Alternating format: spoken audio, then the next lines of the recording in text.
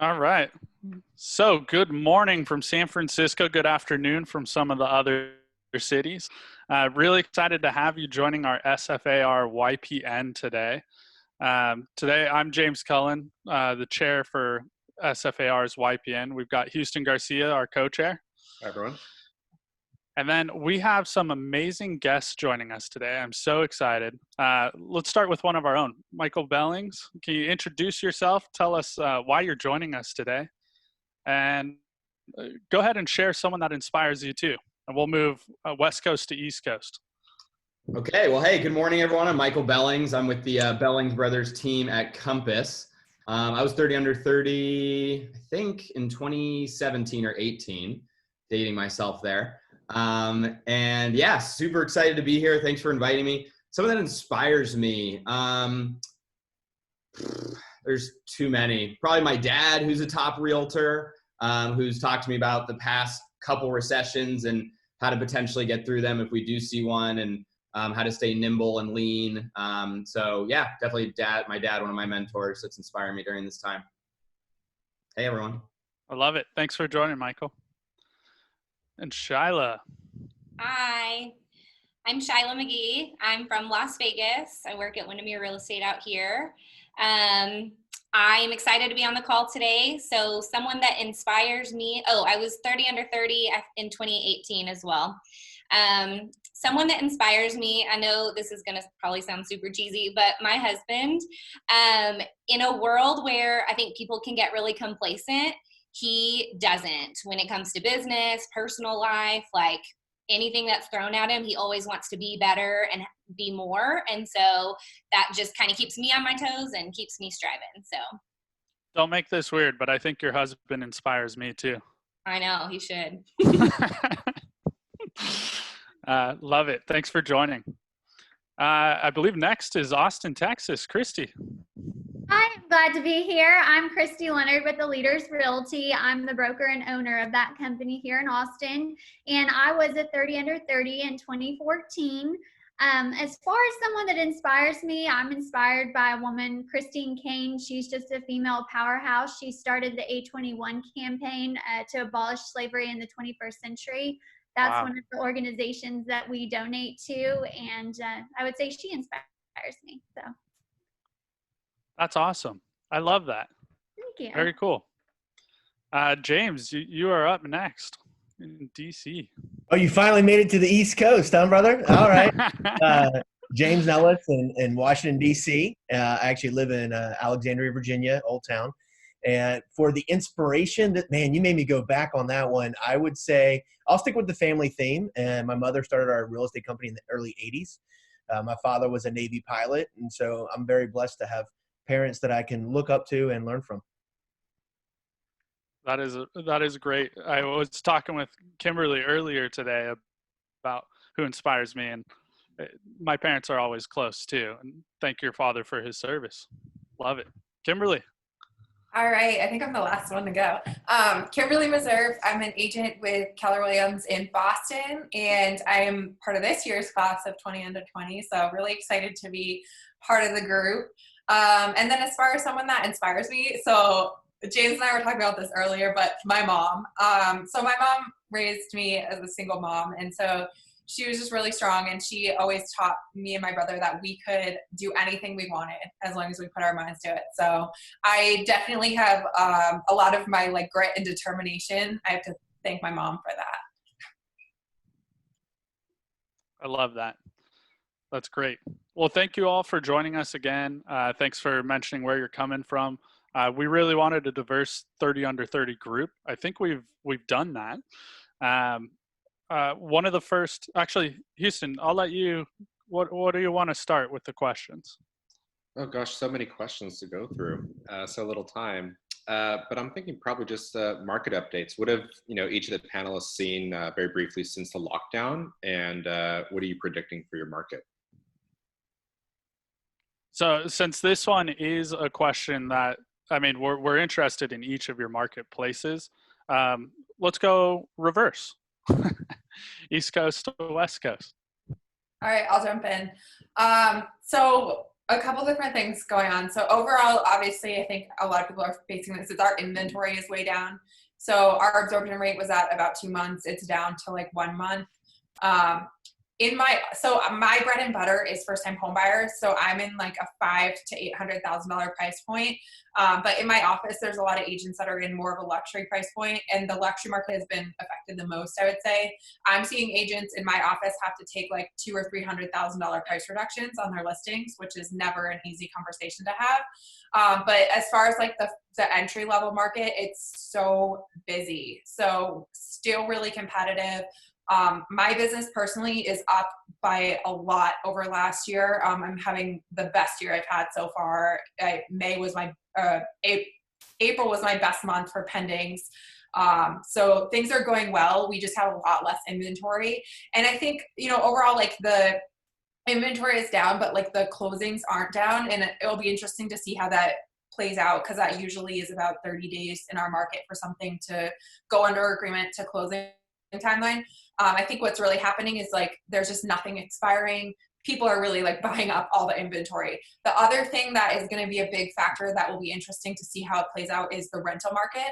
So we have a huge base of education here, so schools, and a lot of big universities are saying no students back on campus until early 2021, which is really affecting the rental market. So rental inventory is way up, and I'll be curious to see if a lot of those smaller time landlords decide to end up selling the property because they can't afford to just have it vacant. Interesting. Wow. Thank you for that. So inventory is down. Things are still selling, no longer expired. Someone who wants to overprice property sounds like they're not even going to sell at this point. And then Exactly. rental market has picked up. Yeah. And I would say showings overall are down, but it's just less people that are looky-loos. It's still very competitive. Like showings are down, but offers aren't down too much. Wow. Great. What's happening in DC, James? Yeah, thanks, James. Great name, by the way. So there's It's a been family name. The market's been interesting in that I agree with what she just said as far as a compression. Like we're seeing a compression over 1.5 million and above, and then we're seeing another compression under 300,000 from, frankly, people that perhaps were under contract and they're retail workers and then lost their job or got furloughed, right? So we're seeing a compression on both sides of it. In our market, the average price point's about 600,000. So between 400 to 800,000, it's still smooth. It's still operating normal. In our marketplace, and I love watching national stats because like national stats says, if it's 6 months or less, you are in a seller's market. Well, no. So in DC, if a property even now sits on the market for more than 14 days, there's considered something wrong with it. So for our luxury end, more than 30 days, there's something wrong with it. And so days on market, it may not work as well in other areas, but ours is a big driver. We're actually ahead for the NELLIS group. We're ahead of our stats from last year. We've helped more families than we did last year at this time. So very blessed with that. I think pricing will be a great thing to reflect on as far as how you price things. I'll put it in the chat panel. We have a pricing video that really helps our sellers and understanding what we call the 3Ds of pricing. So. Excellent. So you're really helping your sellers put themselves in a position to still sell, even with this change of the financial market. And yeah, you were asking earlier, like, what have you done differently? One of the first things I did when COVID first came out is we actually did seller webinars and buyer webinars for everybody that was under contract for buyers and thinking about buying. And then more importantly, everybody on the sidelines as a seller thinking, well, should I do it now or should I do it later? And we ended up putting, over 15 listings on the market that normally would have waited and gone on in June.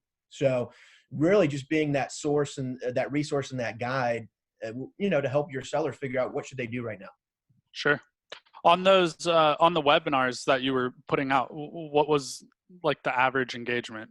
10, 15, 20 people on them? Yeah, we averaged between 25 to 50 people on it. And we've just come from the resource perspective of, hey, if I had to sell and this is how we approached it. If your intent was to sell in the next 90 days, should you do it now or should you wait? Mm-hmm. and overwhelming response from everybody saying, okay, I'm going to do it now. I'm going to get on the market right away. But it wasn't us pushing them. It wasn't saying, hey, James, get on the market right now. It was, here's what we know. Here's what's out there. You know, and at that time, everybody was concerned of, will DC see a shelter in place, right? Like some of the other markets. I mean, I don't think you have anybody on here, but man, I feel for our brothers and sisters in Michigan and California, especially Michigan. Like they couldn't even drive to 2 different houses that they own. I mean, it was crazy. So they get released on the 7th of May. So I'm excited for them for that. So. Right on. All right. Thank you, James. Now, Christy, you're up, right? I have to think of the whole U.S. map, and I was terrible at geography. That's why I stay in San Francisco. No worries. So we were really strong going into this. Our March was up 20% from February. We were up from last year. We were strong going into this. I pulled April's numbers, which the board hasn't released yet, but pending and solds were down. We're at about 73% for solds and 78% for pendings in April. I do see more of it, so like some other realtors have said, more of the luxury market being affected. The last time I looked at that, we were about half of the pending contracts. However, within the last week, I've seen an uptick in showings for my luxury listings. I mean, I had one that I've had 5 within the last week, which that was comparable to prior to the shelter in place. So it'll be interesting to see what happens. I feel like Austin is one of the stronger markets, just like, you know, some of the other agents, Boston, more popular cities that will hold out better in this going through this. But our median sales price is up, our days on market are down, but overall the sales were down in April. And I think that, you know, that's kind of what was predicted by the NAR economist, was that even though if sales go down, when inventory is going down, it's going to help those prices to stay steady and the real estate market to be, our home values to be less affected. And we are seeing that with our median sales price actually being up in April compared to April of last year. All right. So it looks like we're only halfway across the country right now. We have something similar happening. Yeah. Right. So Shyla, Vegas, is it different? So good question. I know a lot of people think Vegas is probably not doing well because our hospitality industry was affected, and it absolutely was. But the good news is we are still seeing some movement here. No doubt that things have slowed down a little bit, but similar to Christie's market, we were super hot in the month of February. March came and things did slow down. People got a little hesitant, or maybe people couldn't qualify for a mortgage. But within the last week and a half, we've seen a lot more movement. I've had a lot of showings on properties that I had on the market in the beginning of the shelter in place that had multiple offers. So people, I think, are just kind of tired and over kind of being at home and are ready to move forward with their lives. And so that's what we're seeing out here. I was telling James before the call too, a lot of people are asking what buyers are buying in your market if your market is majority hospitality. And the good news is Las Vegas is a hub for relocation. Our tax structure, our cost of living is low. And so I've got a lot of buyers right now who are coming from out of state and still interested in buying in this market. So we're still moving over here a little bit slower, but we are still moving forward. So. Yeah, absolutely. Well, Michael and I will send you all the Raiders we know who are moving down that way. Please do. We're Raiders fans over here now. We're also big 49er fans, so we're happy to get rid of them. All right, Michael, what's happening local? Yeah. Well, I don't want to touch too long on the market because I see all these questions about lead gen for newer agents and such. But San Francisco, you know, it's really week to week here. I've seen 3 different markets in the past 6 weeks, I would say. We've been in shelter in place, what James was talking about. We're the most strict city in the country, I think. So I think we're on day 45 or 50. I have no idea what day it is. Something like that. But, you know, 6 weeks ago, my clients were scared. They were in kind of wait and see mode. And then 4 weeks ago, it started loosening up. And then like 3 weeks ago, it was floodgates for my team. We got more buyer referrals than we've gotten in a long time. Our market is a lot of tech money, a lot of millennials. You know, knock on wood, the major tech companies are still hiring. So the Facebook, the Googles, the Twitters, that's mainly our market. You know, our starting price point, which I know is kind of insane, but it is, you know, anywhere from 700,000 to like 1.2 million. And that market is flying. And a lot of these tech millennials that I work with, you know, a lot of them aren't that heavily invested in the stock market yet, just because they're younger and they tend to hoard a lot of cash, as I'm sure you've read articles about millennials and their cash. So I've seen a lot of buyers reaching out that are accelerating their search, surprisingly.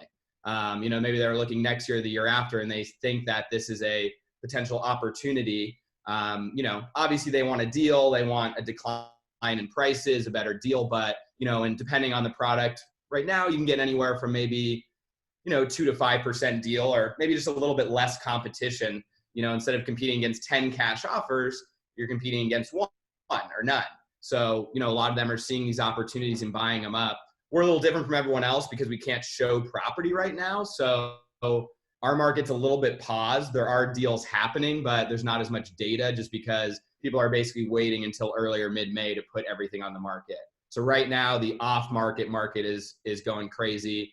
MLS coming soon, Compass coming soon, Top Agent Network, a lot of things happening over those. But the consumer confidence over the last 3 weeks has been insane compared to 6 weeks ago. So I'm super optimistic about every week going forward now, which is good. Yeah, Michael, thanks for bringing that up, because you're absolutely right. Here in San Francisco, we are blessed with an extremely strict policy of, like, I mean, finally I get to use my GoPro, right? Thank God. Had it forever. What an expense. I didn't know I should have written it off. But with that, like, we've all had to change our business, right? Of how we do business today. And some people are calling it the new norm. I don't know how true that is. I think that it's still a very people person business. But I would love to hear, you know, what things have you implemented since the beginning, whether it's shelter in place or different city restrictions, and what do you predict moving forward? And we will get to the lead generation question after this, but like, Michael, what have you done? I've noticed you've had some great escrows in the last 6 weeks, and 6 weeks ago we thought, oh, the market's going to completely stop. Yeah. I mean, my team immediately pivoted, as I'm sure most people have, just to go digital and virtual. So our marketing budget went a lot away from farming, postcards, in-person type marketing activities, and more. We're hitting Facebook and Instagram ads a lot more. We've had a lot of success with that. We're doing a lot of A&B testing about what kind of ads work better. Seems that the big photos, less writing, call to action button right on there has been super helpful for us. We've really dove into our website, bellingsbrothers.com. We're adding call to action buttons on there. You know, you really want to make the process seamless. When they click on that ad on Facebook, when they see the property, you want it to go right to a call to action, you know, contact the agent, get more information. Don't make them go to 4 different websites. So our team is just really focusing on as much digital and virtual marketing as we can. And a lot of my team, you know, they get their leads from open houses. I'm sure a lot of us do. So I think the key is just hit your sphere super hard, and come from a place of a non-salesy place, more just checking in on you. How are you doing? Are you know, eventually you get to, are you still thinking about buying? Talk about, you know, you need to be more safe than ever with your finances and loans and such, of course, but being a resource and a guide there for them to be helpful if they're still thinking about purchasing or selling. And I think, you know, just the point is to check in with your CRM, your sphere, make sure everyone's doing okay, but then obviously see if they are still interested in doing anything this year. But my team has been really successful with checking in with their sphere and doing a lot of Facebook and Instagram marketing as well. It's been great for us. So what I'm hearing there, Michael, you've switched from, like, open houses used to be a really great source, and now it's just focused on people you already know and the people they know. Is that right? Yeah, absolutely. I mean, you already know them. They already trust you. They know you're a realtor. They know you're amazing. You know, their friends sing your praises. So, you know, rather than acquiring a new contact, why not focus on the people that have already gotten approved maybe in the past couple months that have thought about buying or selling? Yeah, I would focus on those people personally. Smart. Yeah, I often talk about know, like, trust, right? Like, you have people that you haven't met. It's a small bar. And then you move up to people that you have met, but they don't all know, like, trust you. Like, even all of us on the call, some of us only met today officially. Do you know, like, and trust James Cullen? Maybe not. But you're right. If you start, I don't know. You look trustworthy. if you start with that pillar, though, it's much easier. You only have to move one energy effort versus open house. I have to get them to know me before I can even move forward. That's great. Christy, I know you have something to add here. Oh, sure, definitely. So as far as how this has changed, I would say that very similar to Michael, I'm amping up on the Facebook and the Instagram ads. I'm also doing Google targeted ads. But I also feel like there are properties that have come off the market that maybe are concerned about selling during this time and maybe not advised as to the current state of the market. So I am increasing my marketing towards those expired listings too. So I'm not only kind of focusing on what I already have, but also on generating the new business as well, because I think that there may be some sellers out there who are misinformed as to the market. And so I'm kind of doing both aspects. And then as far as things that have changed, I think that I was, and most of us we're already pretty virtual. So I'm not seeing much of a change there. Excuse me. But as far as I'm doing like Matterports for everyone now, which I wasn't doing before, but now I'm implementing that into everyone. Okay, so for all your listings now, you're doing Matterports, or are you also doing it with? I'm doing Matterports for everyone. Before I was just doing like I would do the professional photos at a certain price point. Then I would implement in the Matterport, the professional videos. It kind of depended on the price point as far as what I was doing. But now I'm just saying whoever wants Matterport, you know, that I'll get that, because I want to minimize the number of people that are coming through the home. And I want to, you know, I want the seller to know that we respect, you know, them not being exposed to this. We want to try to minimize that and really protect them. Okay, that's great. That's excellent. I know Matterports used to be very expensive, and now a lot of agents, as I understand, have gone and bought their own gear to start doing it themselves instead of hiring it out. Well, and I would just say check out all the sources in the market, because I felt that way too. The company that I used was pretty expensive, but once this happened, it got where I wanted to offer it to everybody. I started just researching, and I found a company that I want to think they charged me like $150 a Matterport, which regardless of size, you know, I'd have some where it was like, oh, the Matterport's $600 because of the size of the home. But there are more affordable options out there now. And just to add on what Christy said too, with the Matterport, we're trying to do property websites and putting everything in one area. I think it's super important where you have the Redfin, you have the Zillow, you have the MLS, and with us, we can't show properties. So like, where's the ad copy? Where are the photos? Where's the Matterport? Where's the video? So having a central website, whereas a lot of people have been doing that forever, but I think now it's more important that one website has your Matterport, has your video, has your photos, just one kind of hub where people can see all the info rather than it being disjointed. Great input. That's a great point. People are still online and they want to find everything they can there. I want to thank James in Houston for delivering margaritas and tacos to us. Happy Cinco de Mayo. Hey, warning, that one's an horchata. That's all right. It's still 10 a.m. Yeah, just to jump in, James, I love what's happening right now. You know, I grew up in the real estate business, and I remember back in the 80s, and this, you know, I'm probably the oldest on here, so you guys may not know this, but there was a thing called VHS and beta tapes. And I remember my parents actually filming with a VHS tape a property and shipping it to Japan, and people buying in the 80s with never seeing it, just seeing it on a VHS tape. And so we're a little bit spoiled in Washington, D.C. because we're such a transient area. The national statistic is you'll move every 5 to 7 years. Our local is every 3 to 5. So people know that they might have to buy virtual even before this ever happened. So we were kind of ahead of the game for a lot of the things. The new things that I've seen, which I love, is I've never asked a seller, hey, get out your phone and show me your place. Like while I'm sitting here in boxers, like that's never happened, you know? And so that excites me because a lot of sellers are like, hey, I've met with 2 other realtors. I want to talk with you, but I don't have time because I have to make a decision before I fly out. Like raise your hand if you've ever experienced that. Like everybody has, right? And so rather than having to zip in the car and go get there, it's a great opportunity to be like, great, just turn around your phone and show me your place. And so I've loved that. I've even loved the virtual settlements that they do now. So I experienced Notary Cam. Some of the attorneys will actually put me on an iPad so I can wave and hear and talk to everybody.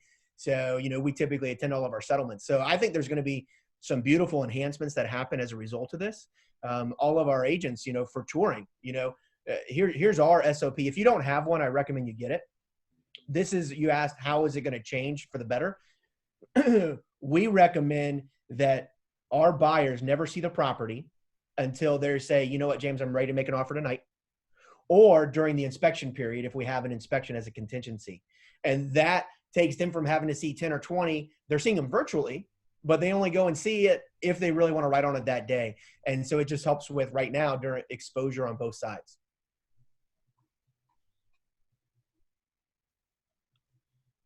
Great. That's excellent. So, I mean, I agree, especially on the escrow side. Here in California, we've been very limited on what we could do. Everything is still in paper, in person. And there's really 15 states that are still that way. But I also predict we're going to see that change. Kimberly or Shyla, did you want to add anything new to that? Yeah, I'll jump in. So I think the biggest challenge has been just dealing with other agents. So my business is 95% buyers. I've just built my business off of doing first-time homebuyer workshops. So as far as pivoting my business, has been pretty seamless. The challenge is we have no one way that things are being done right now. Some listing agents are still doing showings. Some listing agents are still blocking showings off as if it's an open house, which is very irresponsible if you ask me. Some are allowing buyers to be making offers based on the Matterport with a contingency of them viewing it within a certain period of time. So it's kind of all over the map. As far as just things that I've had to adjust in my business, I was doing a lot of things like everybody else virtually beforehand. We have a really bad traffic problem here. So I always try to avoid meeting people at my office as much as possible. I'm very strict on who I work with, and I have to do a buyer consult with someone before I'll show them properties. So I was doing buyer consults on Zoom before anyway, so that was pretty easy. The one major adjustment for me has just been, we were doing our first time homebuyer events at a local brewery, and then we just switched to doing them on Zoom. But other than that, I haven't really adjusted much in where I'm spending money. If anything, I've just been trying to cut expenses and raise my profit. Is there, since you mentioned cutting expenses, because I know I've talked with Michael about this too, and I had to do it both on my team and my own personal expenses. For anyone who's tuned in and watching right now or later, was there somewhere that you cut expenses that you're oh, completely forgot about that, or hey, check here first? I was pretty lean to begin with, but then, so I just realized I had stuff that I didn't really need. So I had 2 cell phones. Okay, I don't really need 2 cell phones. I'm always carrying both of them around. So what's the point with that? That cut $100 off my bill. But just a tip for anybody that is thinking I need to cut a bunch of expenses. What I did was I just closed one of my bank accounts and then moved my money into another bank account. Or you can cancel a credit card and people will start calling you, hey, you owe money for this. So that's a really good way to figure out what you don't need, because they will reach out for you for the money. So what we're talking about there are the Spotify accounts or things like that you haven't logged in. Auto payment that you don't even realize or you don't need, or maybe they're difficult about canceling. All right, perfect. I'm going to do that. Great. So I know a couple of questions have come up regarding lead generation and what it looks like for each of you. Shyla, would you like to start us off with telling us for you, because lead generation can be defined so many different ways. I have at least 10 books under my desk here. Yeah, absolutely. So for me, the way that I run my business sounds probably similar to Michael and a lot of you. It's my sphere of influence is my business. I cater to the people that already love me. I love them. I know I want to work with them. And so for me, wouldn't say that I've ramped that up, but I have not stopped touching my people since this has started. I have been doing my note cards. I've been doing pop buys. You'd be surprised. People want to talk. They really just want want to talk to people. They're not getting to see people in person. So I do my pop bys and I stand in their driveway and talk to them. And we've, sat and chatted for 30 minutes doing our social distancing. So for agents that are maybe newer, I saw one of these questions come up. I would just say, like, when I started, I was nervous to tell people what I did. It wasn't something that I just like, hi, I'm Shyla and I'm a realtor. So, but these people need to know what you do. They already like you. They're already your friends. They're already your family. They're already your stylist, whatever. And so I think just really loving on those people. For me too, I've noticed it's not what I'm doing right now either. It's what I've been doing throughout the last several years. I'm consistent. Every single month I touch my people, whether it's in person, email, social media, whatever. And so I think that has led to me being successful in this right now. I've gotten a lot of listings from my past people. That's majority of my business right now. And so what you do before something like this happens is what's going to make your business thrive in a moment like this. And so that's what I've learned is don't stop. It's easy to get caught up in that day to day. Like, I've got a deal going. I got to do this. I got to do inspections, but don't forget to stop and focus on your marketing and your people, because that's going to get you through times like this. That is a huge tip. And I'm glad you share that, because San Francisco, we're 7 miles by 7 miles. It's really easy to jump in a car and be somewhere in 15 minutes, especially when most our offices are right in the middle of the city. I've recognized that a lot of what I used to do was just busy work. Like, there's no value to my clients or really to me in doing that. Totally. So you focus on your people and just touching them, whether it's the pop buys, emails, social media. Yep, exactly. Excellent. Yeah, all that. I love it. Yeah. Thank you. Mm-hmm. James, would you like to jump in? I know, did you also have a slide regarding lead generation you wanted to share? You might be on mute still. Muted myself. Can you see the screen? Yes. All right, let me move this out of the way. And I think this is a great opportunity, no matter what's going on right now with shelter in place or what you're seeing. The for sale by owners, the for rent by owners, especially the rentals. I mean, you have all these people where tenants are choosing not to pay. I own actually a property in Vegas, and they came back to my property manager and were like, hey, it's great. I know it's supposed to be $1,200. I'm going to give you $600 this month, right? But you can't kick anybody out. So I think you're going to have a lot of people in that position, especially if you look at the next one, Airbnb, VRBO, and then absentee owners. Those are huge opportunities for you right now, where a year ago, they probably weren't thinking about selling. Now they're thinking, you know what? This isn't the cash flow that I had intended. We have Remind. Do you guys have that in California? Is that? Yes, we do. Yeah, actually, it's something like 4% of the top agents use it locally, and they created 30% of the business. It used to be free for a while. I know the pro version's not, but our association even offers a free one for people that want to look into it. That's right. Yeah, so see if it's in your local market. If it's not, the guy who created Leo is a friend of mine. He's actually another 30 under 30 that created it, and it's a great program. But the reason I mention it, I don't get paid. The reason I mention it is you can click a button and find out who has more than 50% equity. You map a community, click the button, and you can see who's more likely to sell. The database calls we mentioned before, and then of course note cards. But let me walk you through things that you can do for lead gen. That's a little bit more of branding. You have a lot more eyes online than you ever had before because they can't go anywhere. So what are you doing to present yourself the right way? Well, one of the things we went back and did is we went back to the beginning of the year and said, what properties have we sold? And then once or twice a week, we're just pushing out a new sold, as well as the market stats. What's really happening in March? We're about to do one for April. You asked us before, what can't we do? Well, we love door knocking. We love open houses and gala events. Those are out. Here's my encouragement to everybody. No matter how advanced or not advanced you are in video, create these 3 videos tomorrow. A seller marketing video, what's your USP versus everybody else? A buyer meeting video, why would they even want to virtually meet you or work with you? And then a bio video. And the biography video is amazing. I know an agent in DC where he sold multiple houses simply because he plays basketball. I mean, this is crazy. So, people buy when they have an affinity with you. If you want to check out our buyer meeting, just go to nellisgroup.com/buyer-meeting. And then this is something new. And I highly recommend in California, once you guys can have virtual open houses. If you go to Open House Concert, you'll see it. we decided to take a jump off the ledge and say, you know what? We can't have people come through our open houses. That's not safe. We can bring in someone who's not employed right now, which are local musicians. So we've now done it 2 weeks in a Very cool. row. It's huge. Everybody loves it. I actually now have clients texting me saying, hey, well, my son or my daughter, whoever, or I play, and they want to play at our next open house. You know, that's when you're starting to see that it's catching. We do it really simple. We do it as a Facebook Live and also a Zoom, so people can hop on. And then it's a very small sales part where it's 20 minutes of playing, 10 minutes of me walking the property, and then 20 minutes of playing. So we really try to make it just a concert. And we've gotten great reviews on that.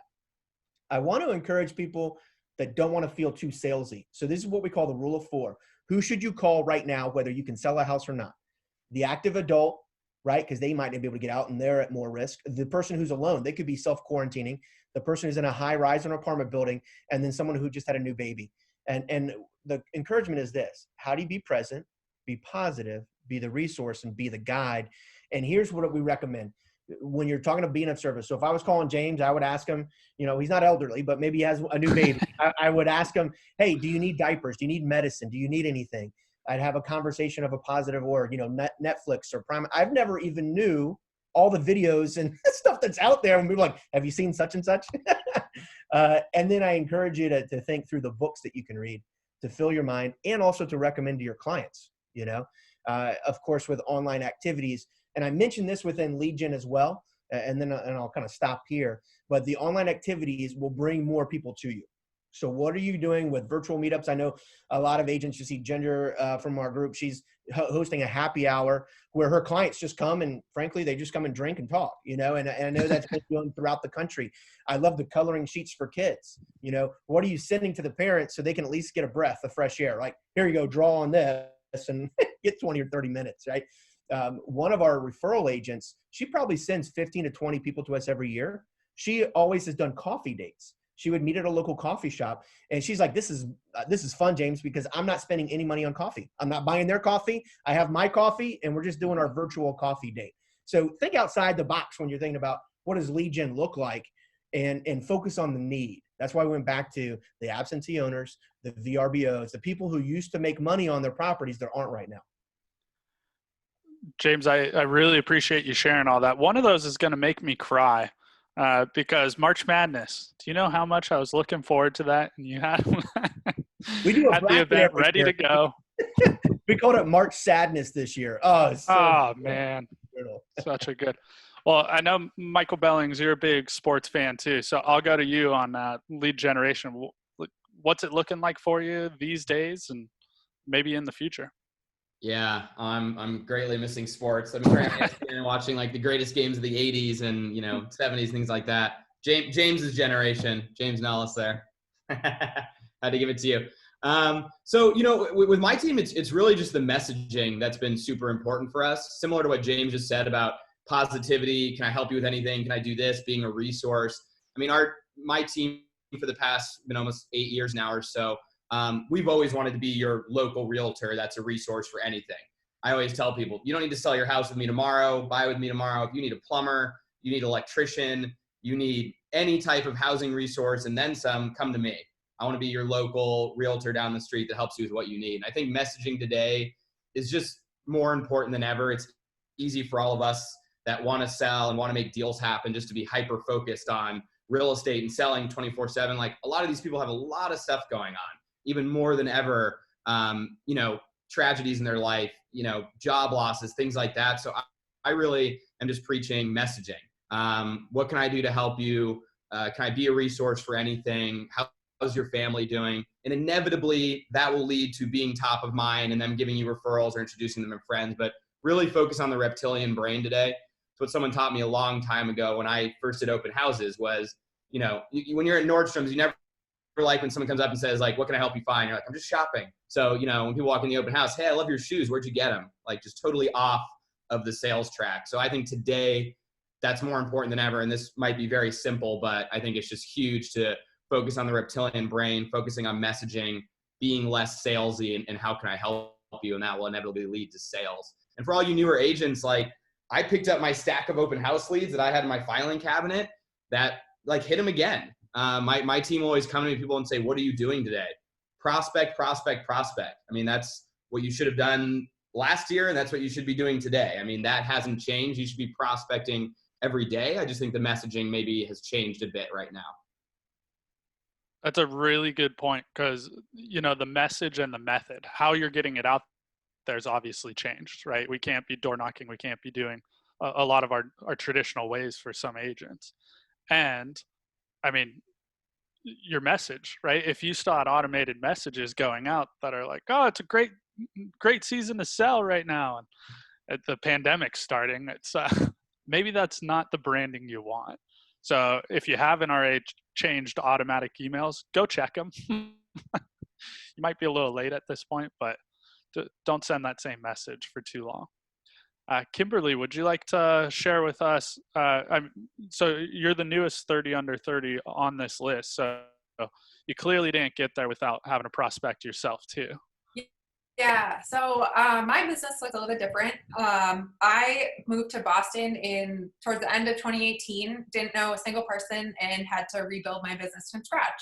So I started with a lender partner in mid-2018. We started doing first-time home buyer workshops. So that's been my pretty much main source of lead generation. I get referrals too, but it's not something I really like prospect for. And so 95% of my clients are buyers. About 90% of those buyers are first-time home buyers. So we were doing a monthly first-time home buyer event. So in 2018, it was monthly, and into 2019. And then kind of halfway through 2019, we started doing twice a month, just because it was such great success. My coach, so I've been coaching, my coach has really instilled in me to know your numbers. So I know exactly how many events I have to do based on my average attendance and my conversion for people that attend to hit my goal for the year. So I ended up doing just about 11 million in volume in 2019, which was my first full year in Boston. I think that was a little bit of a contributor to me getting the 30 under 30, was just having that unique story of like, okay, kind of rebuild things from scratch, doing something a little bit different that people often say doesn't work because they try it one time. Nothing works when you try it one time. If you go door knocking once, you might get something, but it's not going to be a huge source for your business. And now I'm about to start doing them 3 times a month because I'm already looking ahead towards my 2021 goals. So that's my main lead gen source. Obviously, you know, keeping in touch with my sphere and some agent to agent referrals as well. And it's just been same as everybody else is saying, those care calls. What do you need? What can I help you with? But for the most part, it's been crazy. A lot of people still really want to buy right now. So my main focus has just been following up with all those buyers. Excellent. So early on, and you're still doing it, the lender partnership, obviously RESPA compliant. Yes. But being new to town, that's a great point. You can't do a mailer one time. You can't knock a single door and hope that it happens. I find that as new agents, oftentimes, you know, all we need is that one $10 million listing, and now I've made a career in this business. Well, I think too is some people get really bogged down in like, there's so many ways to catch a fish in this industry. And like, especially for newer agents that are listening to this, like they're seeing all of us having our successes doing different things. Well, we probably didn't start doing all of these things at once, my guess is. So like over time adding different things, but it's easy when you're newer into the business to be like, okay, well, I could call expireds, I could door knock. There's so many things that we often spread ourselves too thin in trying to do all the things that really a lot of people will find success if they just pick 1 or 2 things and focus on really getting really good at that and then build from there. Excellent. Thank you, Kimberly. Yeah. And so Christy, I mean, they love doing things big in Texas. Houston knows this because he's Houston, not from Texas. But I mean, is lead generation bigger down there, or is it different, or do you do any of that? I'm very impressed with everybody in the 30 under 30 group. So I think that nothing is bigger in Texas. I think everybody's doing it big across the board throughout the U.S. I really feel like there's not much that it's funny because we do this mastermind group. James is on it. And it's like, I feel like there's nothing that I'm doing that nobody else is doing. Like we're all pretty much aware of like everything that's out there and what you should be doing. So I would say it's consistent across the board. And I think that what Kimberly said is perfect, is I feel like a lot of new agents, it's very overwhelming. It's like we can all say all the different ways that we're lead generating, and then it's like, where do you start? And what she said is perfect. You know, start with something, focus on it, be consistent, and then add something else. Consistency is always key. That even came up on one of James's books, and I think I have it here, but fanatical prospecting, right? Yeah, you can't commit to a 10-hour day of just calling and hope that all my business for the next 10 years will come from that day. You'd be really good. Well, and something else that you know, that's important that I've heard over and over again right now is just don't break your routine. You know, right now when you're in the shelter in place, it's easy to break the routine, and just try to keep with your routine, and then that will definitely help. Awesome suggestion. Yes, schedule is huge. Houston, you had a question there. Yeah. So one question I want to pose to all the panelists is, how are you guys keeping engaged with your community? So for example, you know, after Tuesday tour, which obviously we can't do now, I would go to my favorite sandwich shop in the Mission, for example, which has been closed for a few weeks now. And I would, you know, go there and eat with some colleagues. So now that it's closed, I, you know, reached out to the restaurant and bought some gift cards to give away to my sphere of influence. Have you guys done anything to support your community or local businesses in the meantime right now during lockdown? Yeah, I'll jump right in. So I have a really great partnership with the brewery that we host our events at. And so what we've been doing is just promoting them a lot. We're saying, obviously people are sitting on their on our events at home, but we're promoting a lot of their specials that they offer. So they've been doing like curbside pickup. They're offering different promotions. If you buy this amount of beer, you get a free t-shirt or that kind of stuff. So we've just been adding that in with all of our marketing. And that's really just kind of the level that I've been doing to stay engaged with local businesses.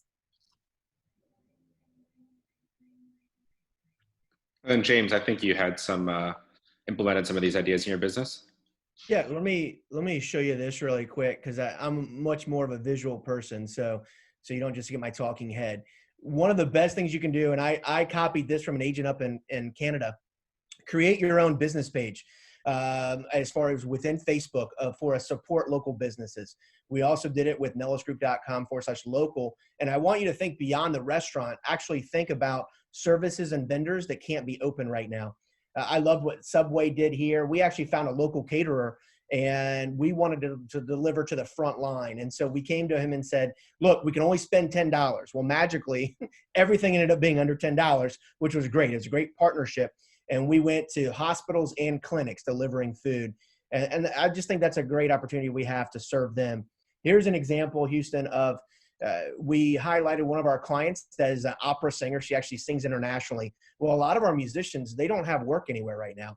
And then on the bottom of the screen, you can see this is actually, I wanted to bring this one up today because Monica, who's a hairdresser, the salons have been closed, right? And so she offers some different things. Well, we bought gift cards from her. We gave away two haircuts. And guess what? Literally this morning, I can't make this stuff up. Literally this morning, we had a referral from someone that she just sent us. Well, I think there's definitely a connection there. So make sure that you're helping employ your ambassadors and what they look like. Personally, I'm a person of faith, and I love the fact that I've been able to attend like 3 to 4 church services on a Sunday virtually, which I couldn't before. As far as building community, I've loved this. Like, we got on this train early on, and we created our own branded masks. They're not N95. We wouldn't want to take that away from the first line of defense, but these are awesome. You can see our clients posting them. So when you talk about branding and just kind of supporting the community, I don't think it gets better. And then this is something, whether COVID or not, everyone can do. We celebrate birthdays and anniversaries online to where our clients have to come back to our website and re-register. So we're getting everyone's up-to-date information every year that they register, whether it's registering for their birthday for a chance to win $100 or registering for their anniversary. Houston, we used to give away $20, and then every client was signing up for it. I was like, this is too expensive. So now we give away just a $10 Amazon gift card, and they re-up their information every year. And then it'd be prudent to say this. If you run a team or a business, or even if you have a mom, don't forget Mother's Day. And you don't even have to spend the money to send it out to all the mothers that are clients of yours, because that can get sticky of how many you have.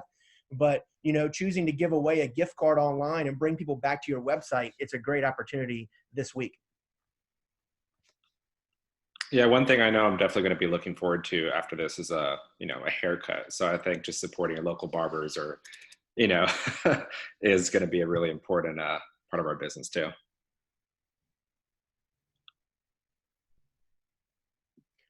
Yeah, and then like I put it in the chat panel, I would just encourage everybody to turn your conversation from from sales to service, and what does that look like, and kind of reinvent or rethink, well, what can I do differently that's not about selling a house yet staying connected, and what that looks like.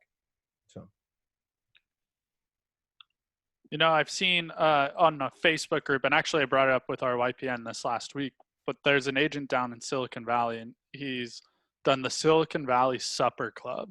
And he created it where it's a handful of restaurants, and there's two different ways to do it. Hey, if you want to get some more business or more advertising, you can market to my sphere and just offer 10% off or something like that. The other thing they said was charge full price, but can you take 10 or 20% and put it towards PPE or towards nurses' food or anything like that, where it's like, cool, what's a way that we can really make it a partnership? Would anyone else like to add on to that question that Houston had? Okay, if not, I really appreciate you guys coming, and I want to be conscious of your time. We've got about 8 more minutes here. I would love to hear, was there something that each of you learned today that was new, or something that you plan to implement in your business?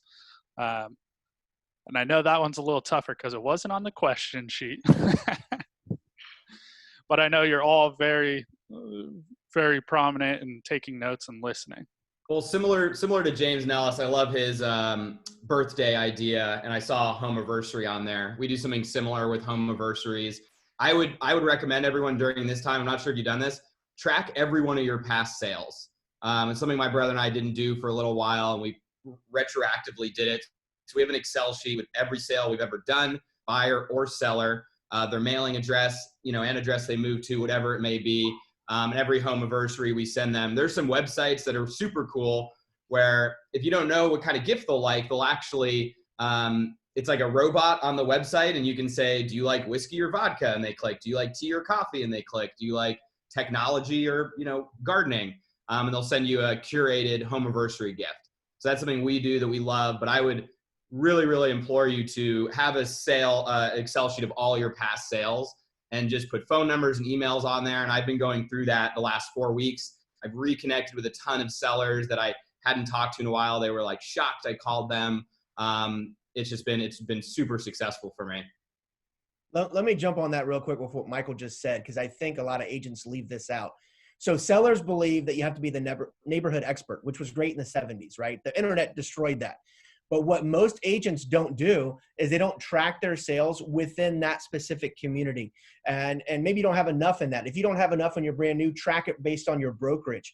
And so what we do is before we do any listing appointment, we'll go out 3 miles, ideally less than that, and see how many sales we have for buyers we've brought and for listings we've sold. And we separate that.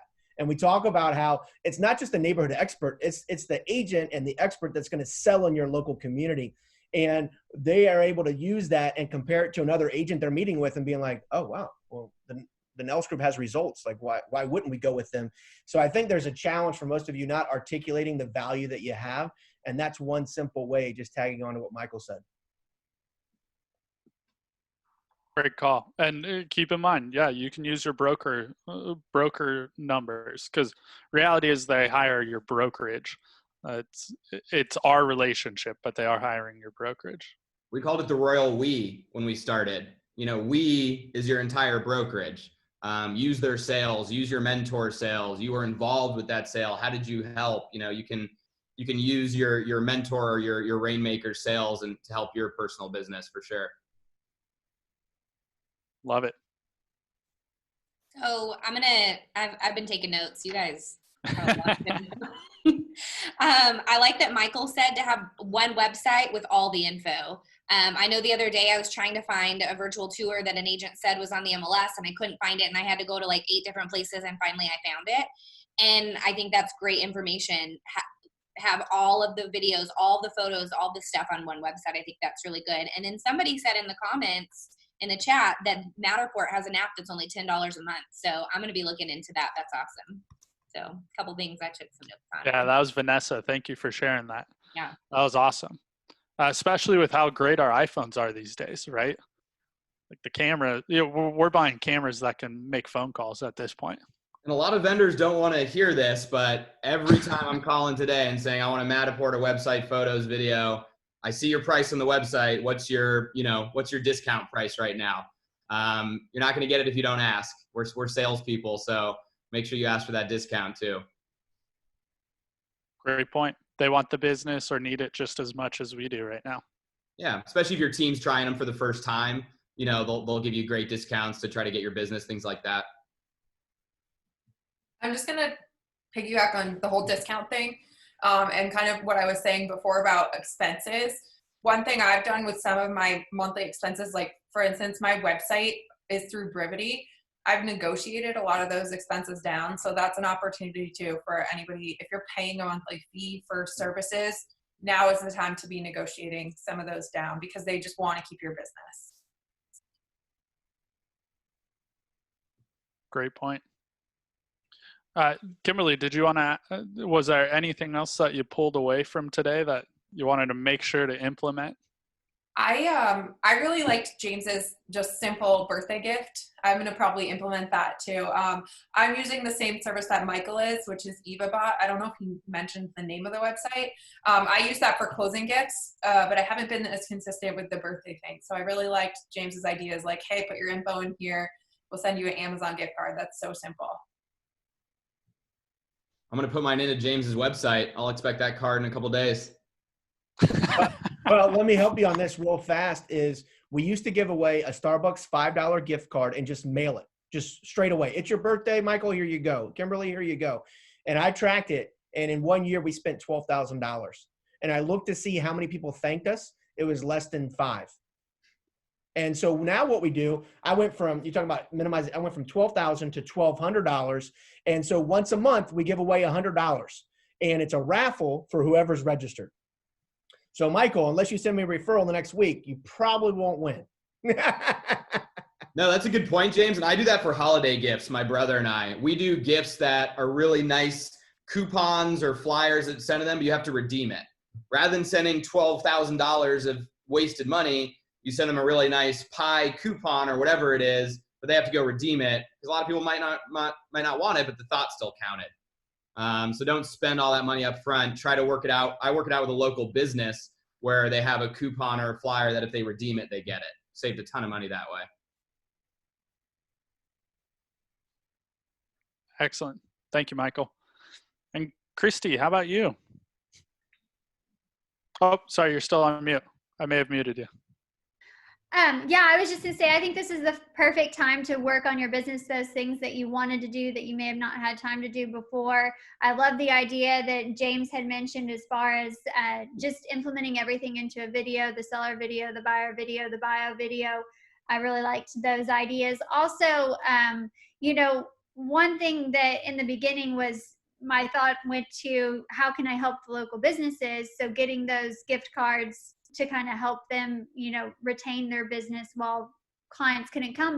But what James said that I really liked that I wasn't really focused on was what are your clients doing? I was thinking about the local restaurants and things like that, but I love how you had said, like the musicians, what are our clients doing that they can't have business right now?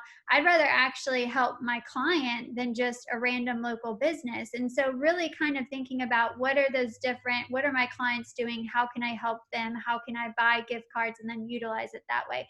I like that better, helping them directly. It's excellent. One thing I'll say to that, Christy, in case you do it, one, obviously having your clients come in, but one of the things that I'm shameful about is when I posted that about the first responders and the doctors and physicians and everything. I simply said, hey, if you're a NELLIS Group VIP, please post below.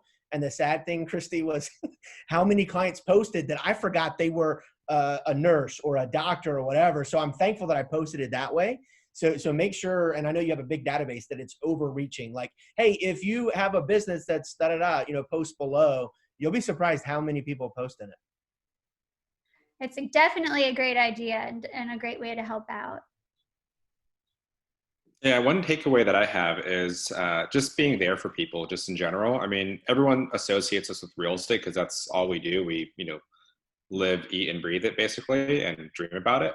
But I would just call people in my sphere of influence, just talk to them and catch up casually, and eventually the conversation will turn to real estate. And it's okay, but it's like sometimes it's just exhausting. But I think it's just nice to catch up and talk with people, like regardless of real estate, just being there for them at this time.